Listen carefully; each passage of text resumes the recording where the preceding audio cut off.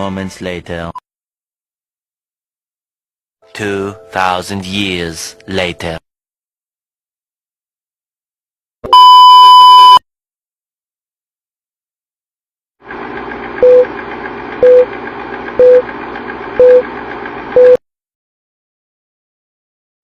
Assalamualaikum warahmatullahi wabarakatuh. Perkenalkan, nama saya Anissa Suci Rizky.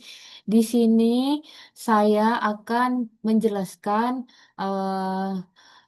SCC dan jurnal yang sudah saya review dan teman-teman saya review.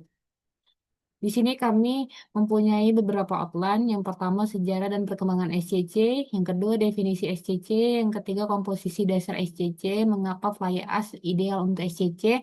Workability SCC berbasis fly ash.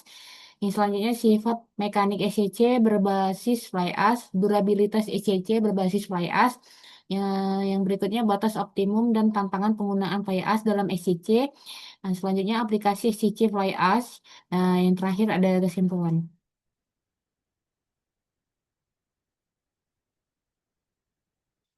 Nah, di sini saya akan membahas sejarah dan perkembangan SCC. SCC pertama kali dikembangkan di Jepang pada tahun eh, 1988 oleh tim di University of Tokyo sebagai respon terhadap dua masalah utama pada batuan konvensional. Yang pertama itu ada kesulitan pemadatan atau vibration compaction terutama pada area yang padat tulangan. Yang kedua, tingginya ketergantungan pada vibrator menyebabkan retak permukaan, hasil pemadatan yang tidak konsisten, kebisingan atau noise pollution pada pabrik beton Pracetak. Ini didapat dari sumber dari Okamura dan Ouchi 2003. Pada awal 1990-an, SCC mulai digunakan dalam proyek nyata di Jepang, termasuk struktur besar dan area padat tulangan. Ini kami mendapat sumber dari Okamura dan Ouchi 2003. Saat ini SCC dianggap sebagai advance konkret dengan kualitas pemadatan tinggi dan efisiensi konstruksi yang lebih baik. Nah, di sini eh, eh, bentuk dari jembatan Akashi Kaikyo. Di sini terlihat jelas saya dan teman-teman saya tampilkan. Lalu selanjutnya di sini tuh sekilas tentang SCC. Nah, saya di sini akan menjelaskan apa sih SCC itu gitu. SCC adalah beton dengan kemampuan mengalir dan memadat sendiri tanpa getaran. SCC ini dirancang agar memenuhi tiga parameter utama menurut European Guidelines for Self-Consolidation Concrete atau IFNARC, yaitu filling ability atau kemampuan beton segar mengisi formwork tanpa vibrator. Nah, yang kedua, passing ability, nah, yaitu kemampuan beton segar melewati celah tulangan rapat tanpa blocking. Dan yang terakhir itu ada segregation resistance. Nah, ini tuh kemampuan beton segar menjaga campuran tetap homogen. Berbagai studi menegaskan bahwa SCC membutuhkan porsi material halus lebih tinggi, penggunaan super plasticizer, serta sering diperkuat dengan bahan pengisi tambahan fly ash atau silika foam untuk meningkatkan stabilitas aliran dan mengurangi segregasi. Nah, yang ketiga ini ada komposisi dasar SCC. Nah, di sini saya akan menjelaskan komponen utama pembentuk SCC yang meliputi itu ada semen Portland. Nah, ini kandungannya dikurangi. Nah, yang kedua supplementary cementitious materials atau SCM. Fly ash atau FA, ground granulated blast furnace slag atau GGBFS, dan silica foam atau SF. Yang selanjutnya itu ada air. Di sini tuh air itu water content ya, atau bisa disebut juga water bind ratio atau W per B itu rendah. Eh, Agregat halus dan kasar. Jadi SCC memerlukan dominasi agregat halus untuk menghasilkan viskositas yang sesuai. eh yang kelima itu ada admixture SP dan VMA. Superplasticizer atau SP meningkatkan deformabilitas, sedangkan viskositas modifying agent atau VMA menjaga stabilitas aliran. Nah, di sini ada macam-macam nih yang saya lampirkan bentuk-bentuk dari gambar ya, gambar dari komponen-komponen utama yang sebelumnya saya sebutkan tadi. Nah, di sini ada semen, ada fly ash, ada silica foam, ada fine aggregate, ada coarse aggregate, dan yang ke terakhir itu water content atau airnya ya.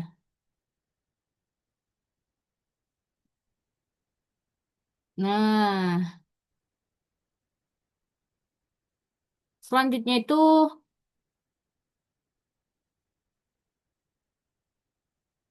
Selanjutnya ada ilustrasi perbedaan komposisi campuran antara NVC atau normal fibrate concrete dan SCC atau self compacting concrete menurut Matthew 2019. Di sini ada tabel nih, ada tabel NVC dan SCC. Nah, kalau NVC itu dia kalau air, water, semen, meliputi air, water, semen, fine agregat, coarse agregat. Kalau dia SCC, dia itu ada air, water, semen, fine agregat, dan coarse agregat. Jadi di sini SCC memerlukan kandungan powder atau fineness tinggi, agregat kasar rendah, 50% dari volume solid dan pasir 40% dari volume mortar agar beton dapat mengalir tanpa blocking. Nah, lalu selanjutnya di sini di slide ini saya akan menjelaskan mengapa sih fly ash itu ideal untuk SCC. Eh, Menurut jurnal dari Kumar 2025 serta Kutva 2024, fly ash berperan penting dalam SCC karena yang pertama tuh ada memenuhi kebutuhan fines tinggi SCC, yang kedua reaksi pozolanik CSH tambahan, yang selanjutnya itu pore refinement. Ah, ini tuh mikrostrukturnya rapat. Yang terakhir tuh, yang selanjutnya stabilitas aliran meningkat, segregasi menurun. Nah, yang terakhir meningkatkan durabilitas SCC dalam lingkungan agresif. Nah, di sini tuh ada workability SCC berbasis fly ash. Jadi eh, parameter pengujian SCC di sini ada slump flow 650 sampai 800 mm dan T50 flow time 2 sampai 5 detik. Menilai filling ability dan kemampuan beton mengalir bebas tanpa getaran dan mengukur viskositas campuran yaitu waktu yang dibutuhkan slump flow untuk mencapai diameter 50 cm. Nah, ini IFNARC itu diacu dalam SIGN 2024 dan SING 2023. Nah, yang kedua, ini J-ring, memeriksa hambatan deformasi akibat tulangan. Nilai mendekati slump flow menunjukkan pacing ability yang sangat baik. Nah, yang ketiga itu ada V-tunnel. Ini tuh 6 sampai 12 detik waktunya. Menilai kecepatan aliran dan stabilitas viskositas ICC semakin semakin rendah waktu semakin tinggi workability. Nah, yang terakhir tuh ada L-box ratio. Nih di sini tuh ya bisa dilihat lah sendiri gitu kan L, L-box ratio ini. Ini nih ukurannya 0,8 sampai 1,0. Nah, yang kedua itu ada pengaruh fly ash terhadap EFNARC parameter.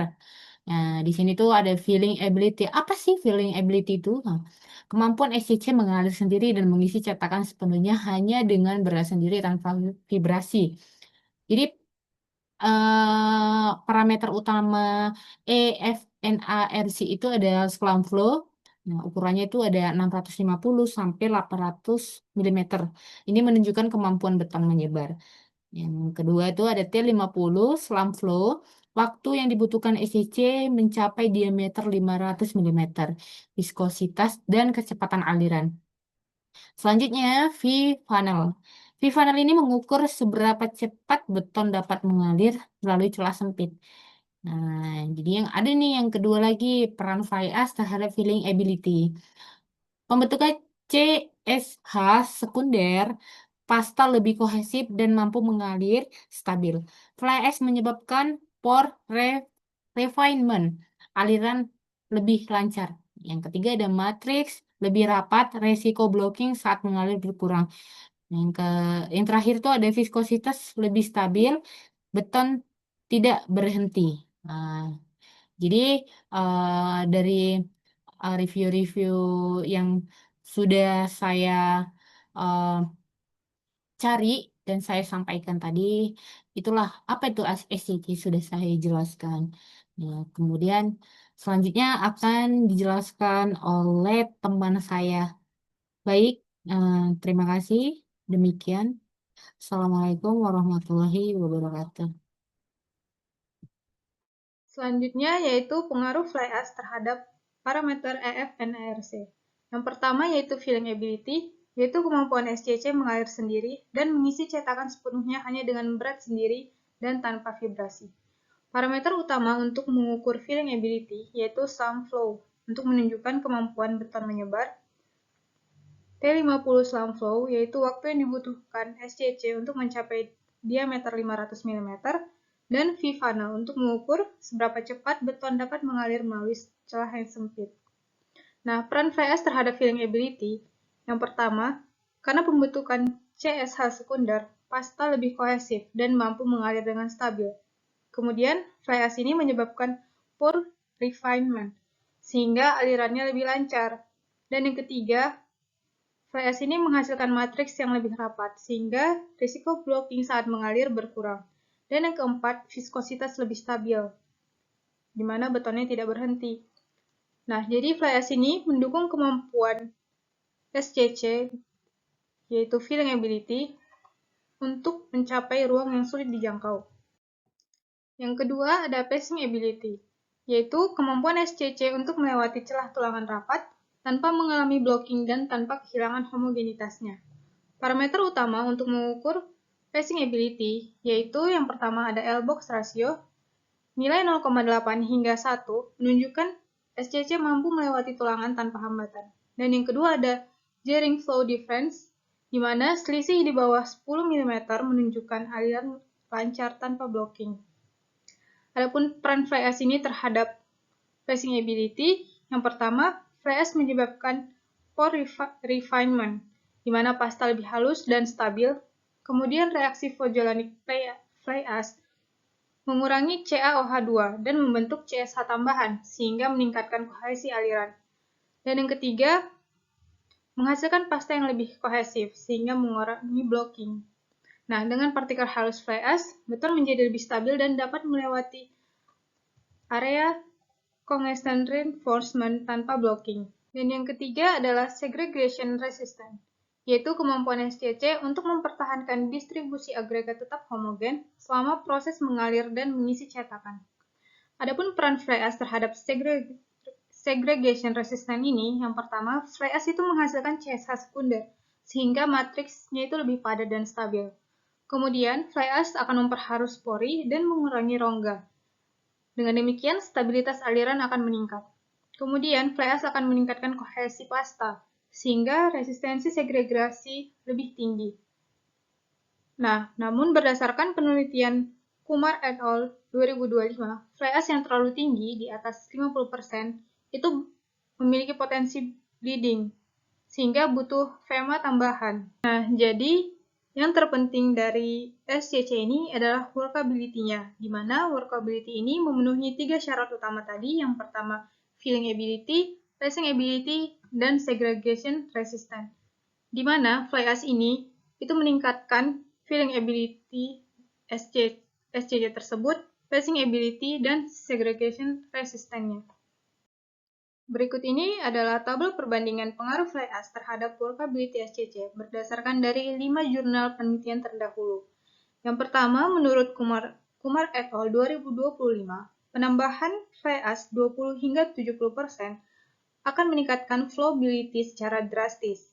Dan menurut Sainom et al. 2024, penambahan 10 hingga 50% fly ash akan menurunkan viskositas dan meningkatkan workability. Yang ketiga, menurut Liu et al. 2023, penambahan 15 hingga 45% fly ash memberi efek tumas atau ball bearing effect. Dan menurut Su Ayam dan Makul 2024, penambahan 20 hingga 60% fly ash akan meningkatkan slump flow, namun resiko bleeding mulai muncul pada penambahan fly ash di atas 50%. Dan terakhir, menurut Ujwal et al. 2025, penambahan 10 hingga 40% fly ash plus kombinasi SCM lainnya akan meningkatkan flowability lebih besar. Yang keenam, sifat mekanik SCC berbasis fly ash. Pada slide ini dijelaskan reaksi pozolanik silika dalam fly ash bereaksi dengan CaOH2 menghasilkan gel CSH tambahan. Reaksi inilah yang memperhalus pori, memperkuat ITZ, dan meningkatkan sifat jangka panjang beton. Reaksi utamanya yaitu pembentukan CSH, reaksi sekundernya yaitu pembentukan CaH, kemudian reaksi gabungan CaSH. Ini merupakan produk umum pada SCC dengan fly ash tinggi. Kemudian pengaruh SCC terhadap kuat tekan, modulus, dan fracture toughness-nya yaitu yang pertama, terhadap kuat tekan, fly ash akan menghasilkan pori yang lebih halus. Kemudian, CSH sekundernya akan mengisi rongga, sehingga matriksnya lebih padat. Dan kuat tekan akan meningkat pada umur di atas 28 hari, dengan variasi penambahan fly ash itu 20 hingga 40%. Kemudian, terhadap modulus elastisitasnya, densifikasi mikrostruktur akan menyebabkan kekakuan meningkat. Kemudian, penurunan porositas sehingga modulus lebih tinggi. Nah, stabilitas struktur internal akan meningkat karena CSH tambahan tersebut. Dan terhadap fracture toughness-nya, yaitu ketahanan retaknya, matriks akan lebih homogen, sehingga perambatan retak berkurang. ITZ atau interfacial transition zone akan lebih kuat akibat pengisian pori dan hidrasi sekunder. Kemudian energi retak akan meningkat karena densifikasi struktur. Jadi, sifat mekanik SCC berbasis fly ash akan meningkat, terutama pada umur lanjut, yaitu di atas 28 hari. Kuat tekan dan modulus elastisitasnya meningkat karena densifikasi mikrostruktur dan penurunan porositas akibat reaksi pozolanik tersebut. Berikut ini adalah tabel perbandingan hasil dari beberapa penelitian terdahulu yang menunjukkan variasi nilai kuat tekan dengan variasi penambahan fly ash. Yang pertama dari Liu et al. 2023, dengan variasi penambahan fly ash 15 hingga 45% akan meningkatkan KIC dan GF, sehingga retak lebih stabil. Yang kedua, menurut Sainom et al. 2024, dengan variasi penambahan fly ash 10 hingga 50%, fly ash akan menurunkan early strength-nya dan akan meningkat pada late strength, yaitu fly ash akan meningkatkan strength jangka panjang atau kekuatan jangka panjang. Dan yang ketiga, menurut Kumar et al. 2025, penambahan fly ash 20 hingga 70%, di mana hingga penambahan 40%, kekuatan akan naik, dan pada penambahan 70%, kekuatan akan turun. Yang keempat, menurut Kutva, fly ash akan memperbaiki packing dan mechanical stability. Dan yang kelima, menurut Ujwal et al. 2025, fly ash plus SCM akan memberikan strength yang lebih tinggi. Kemudian, menurut Soayam dan Makul 2024, dengan variasi penambahan fly ash 20 hingga 60%, fly ash akan meningkatkan kekuatan pada penambahan hingga 40%. Namun, untuk penambahan yang lebih tinggi lagi, akan beresiko bleeding. Dapat disimpulkan bahwa rentang fly ash 20 hingga 40% umumnya akan menghasilkan peningkatan sifat mekanik yang paling konsisten, terutama pada nilai kuat tekannya. Baik, terima kasih. Saya Citra Simbolon akan melanjutkan presentasi dari teman saya. Pada slide ini kita akan membahas mengenai durabilitas SCC berbasis play ash. Durabilitas SCC berbasis play ash meningkat karena mikrostruktur botol menjadi lebih rapat. Pada slide ini ada 4 penelitian yang kami angkat mengenai pembahasan mengenai durabilitas SCC berbasis play ash. Kutva et al. Tahun 2024 itu membahas mengenai penurunan poritas dan permeabilitasnya. Hasil penelitiannya itu menyatakan bahwa penambahan play ash halus mengisi rongga kosong dalam pasta semen dan zona transmisi antarmuka, sehingga total volume kapiler dan konektivitasnya berkurang. Akibatnya, jumlah transport ion klorida, sulfat, dan CO2 menjadi terbatas sehingga penetrasi dan difusi agen agresif ke dalam beton jauh lebih lambat. Yang kedua, Saingham et al. Tahun 2024. Saingham membahas mengenai reaksi pozolanik antar silika amorf. Silika amorf pada fly ash bereaksi secara pozolanik dengan kalsium hidroksida. Hasil hidrosemen yang akan membentuk gel kalsium silika hidrat tambahan. Gel silika hidrat tambahan baru ini akan mengisi dan memperhalus pori, mengisi kristal kalsium hidroksida yang mudah larut, sehingga mikrostruktur botol akan menjadi padat dan tahan terhadap pelarutan maupun serangan kimia. Yang ketiga ada Kutmar et al. Tahun 2025 itu membahas mengenai kinerja di lingkungan agresif. Dengan pori yang lebih halus dan kadar kalsium hidroksida bebas yang lebih rendah, beton SCC dalam fly ash menunjukkan penyerapan air, sportivitas, dan koefisien difusi klorida akan lebih kecil dibandingkan beton tanpa fly ash pada umur sedang hingga panjang. Kondisi ini meningkatkan ketahanan terhadap korosi tulangan akibat klorida, serangan sulfat, dan proses karbonasi, sehingga masa layan struktur di lingkungan harsh environment seperti daerah pantai atau tanah sulfat menjadi lebih panjang. Yang keempat ada penelitian dari Kumar et al. Tahun 2025 juga, yang membahas mengenai pengolahan kalsium hidroksida dan produk serangannya. Reaksi pozolanik dan mengkonsumsi kalsium hidroksida sehingga fase yang lebih mudah bereaksi dengan sulfat akan membentuk etrinik sekunder atau gipsum yang menjadi lebih sedikit. Hal ini menurunkan resiko ekspansi dan retak akibat serangan sulfat, sekaligus mengurangi zona kaya basa yang menjadi jalur cepat bagi ion agresif. Tabel slide ini merangkum berbagai penelitian menunjukkan bahwa penambahan fly ash secara umum meningkatkan durabilitas SCC melalui penurunan porositas, perbaikan mikrostruktur, dan peningkatan ketahanan terhadap lingkungan agresif seperti klorida, sulfat, dan retak. Dalam penelitian ini juga dibahas mengenai bahwa fly ash halus mengisi rongga dan mereaksikan kalsium hidrat menjadi kalsium silikat hidrat tambahan, sehingga porositas efektif, konektivitas pori, dan permeabilitas itu menurun. Selain itu, penggunaan fly ash dapat mengurangi sinkers tertentu, seperti dry sinkers, dan memperluas mikrostruktur sehingga deformasi dan kerentanan terhadap retak jangka panjang berkurang. Penelitian terhadap durabilitas SCC dengan dicampur dengan fly ash melaporkan bahwa penurunan penyerapan air, koefisien difusi klorida, dan kedalaman penetrasi ion klorida dibanding dengan beton fly ash pada umur panjang maupun menengah sampai panjang. Untuk serangan sulfat, fly ash menurunkan kadar kalsium hidroksida bebas yang dapat bereaksi membentuk produk ekspansif, sehingga beton lebih tahan terhadap ekspansi, retak, dan penurunan kuat akibat sulfat. Kajian tentang cracking dan interface durability menunjukkan bahwa campuran fly ash, terutama bila disinergikan dengan serat, dapat meningkatkan ketangguhan matriks dan zona transisi agregat, sehingga retak menjadi lebih halus dan terkontrol.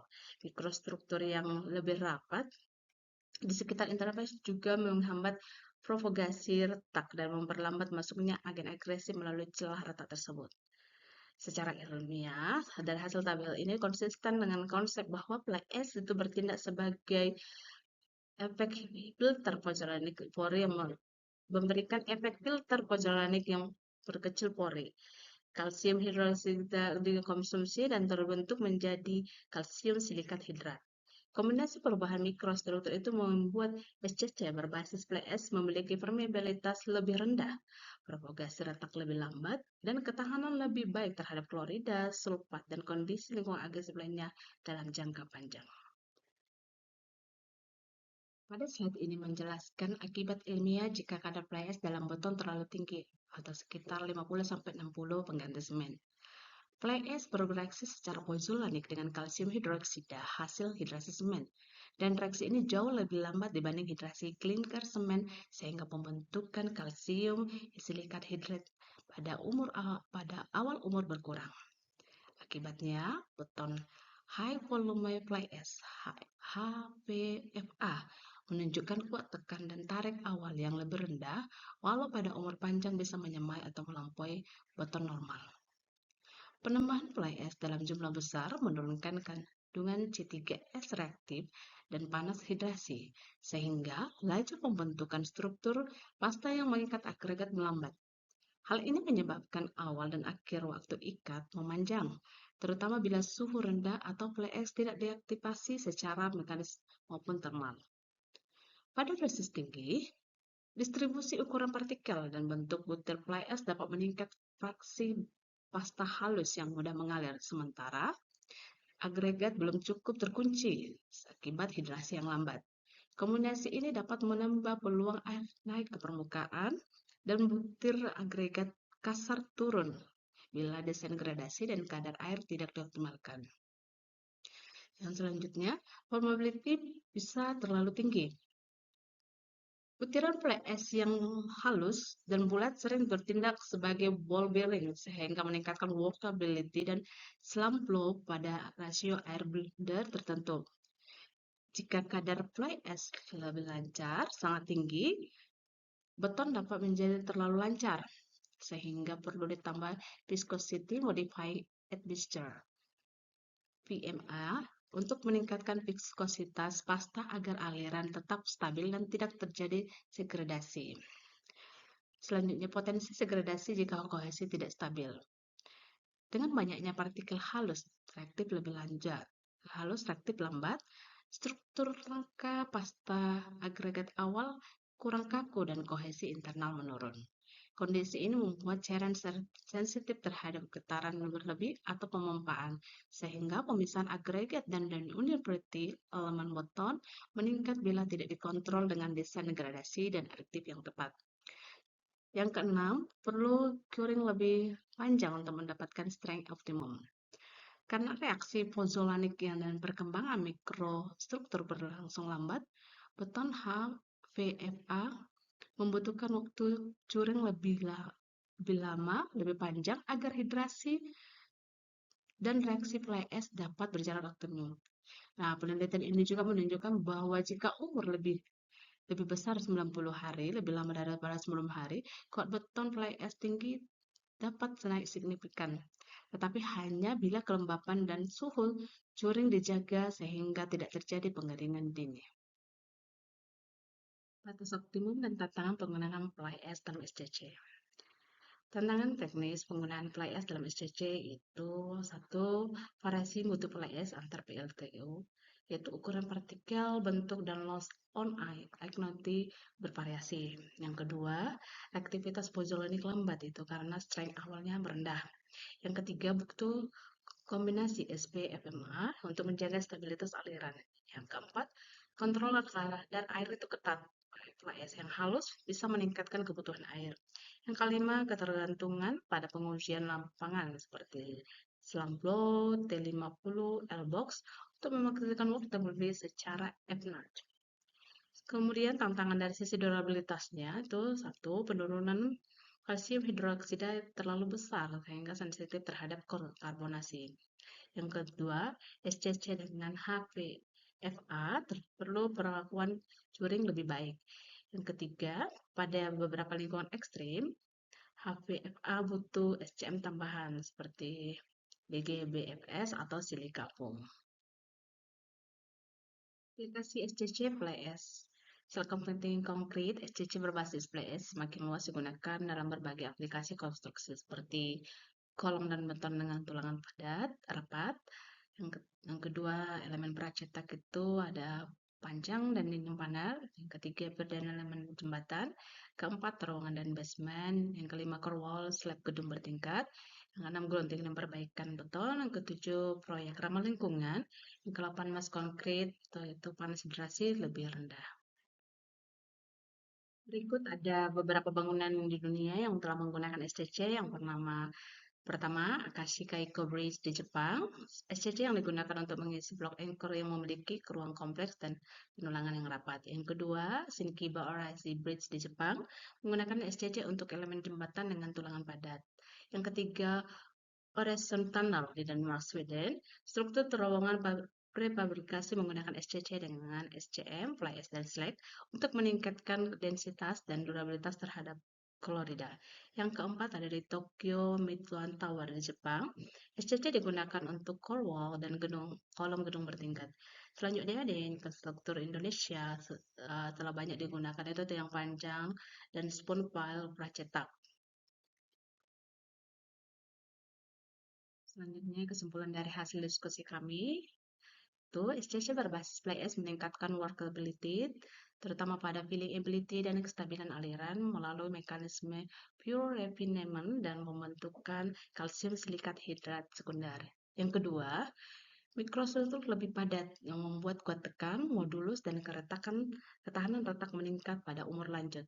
Yang ketiga, penggunaan FlyS paling optimal berada pada kisaran 20-40%, sedangkan kadar yang terlalu tinggi dapat menurunkan stretch awal dan meningkatkan risiko bleeding.